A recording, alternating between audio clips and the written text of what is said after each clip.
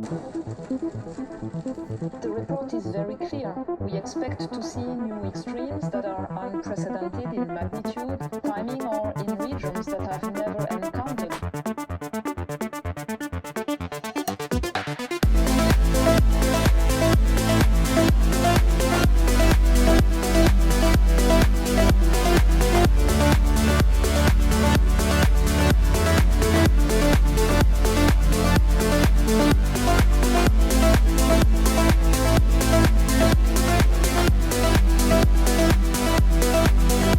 Do you subscribe to the anxiety news cycle? Do you stream into your house and mind the fear-mongering news corporations' messages?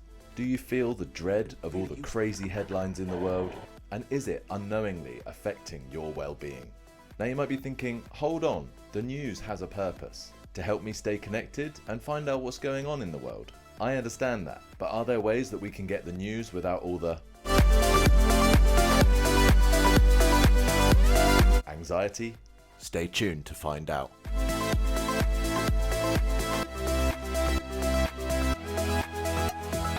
Welcome back to Solving the Focus Problem. My name's Will, and as usual at the end of this video, we will be doing a quick practice of our focus to help train your mind.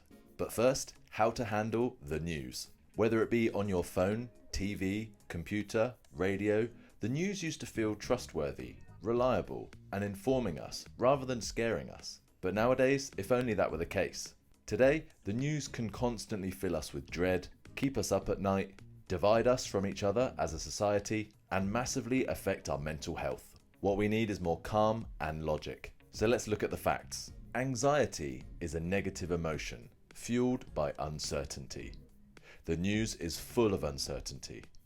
The news is also filled with negative, catastrophizing stories that fill us with fear, dread, anxiety, and has massive implications for our mental health. As with everything on this channel, I want to help us find solutions for the mental health crisis that we find ourselves in, and help us focus on what matters most to you. So here are my top tips for dealing with the news. Number 1, turn off notifications.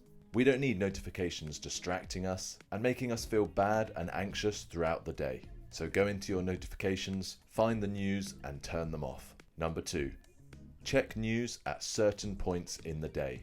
Set boundaries to only check your news on your lunch break or after you've achieved something. Some more organized of you out there may set times. For example, 12, 3 and 6 p.m. You might be different, but set boundaries with your focus and attention. It's the most important asset we have, and wasting it on tantalizing news stories that don't serve you at all is a waste of your one life. Number 3, rely on trusted sources, not social media.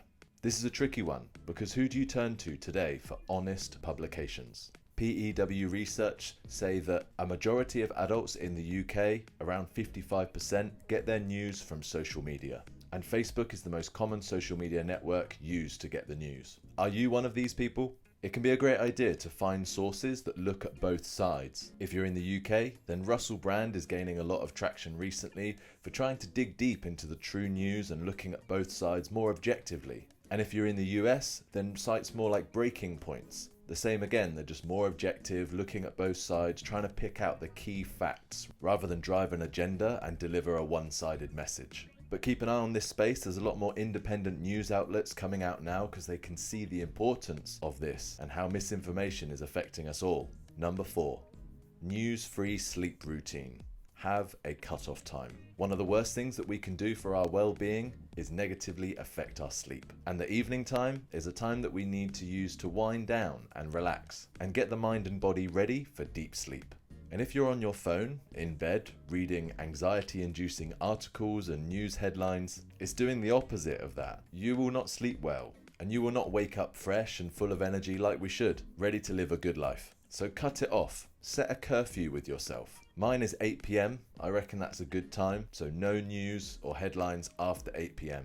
And if you catch yourself clicking a headline after that time, just say to yourself, no, my sleep and mental well-being comes first. Speaking of catching yourself, let's practice that now. Today, we're going to do just 2 sets of 45 seconds, focusing on our breath. All I want you to do is notice when you've been distracted away from your breath and return back to it again. Sounds simple, but a little bit of practice like this regularly helps keep the mind sharp and makes us less prone to distraction. Let's begin.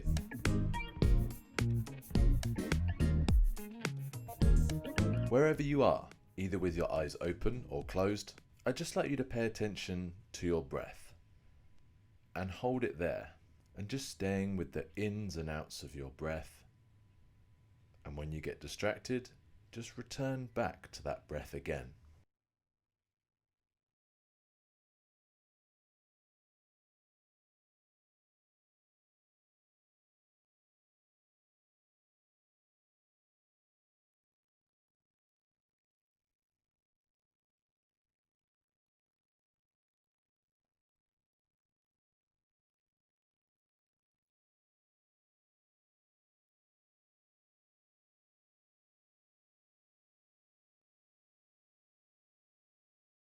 Okay, one set down, one to go. Quick reset. Take a big deep breath now. Filling those lungs and let it all out. And then just shrug your shoulders a few times as well. Nice one. Let's do our last set, starting in 3, 2, 1, let's go.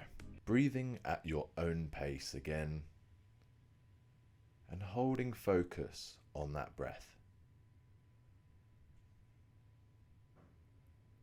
Just observing if the mind gets distracted, and always coming back to that breath. You got this. Final few seconds.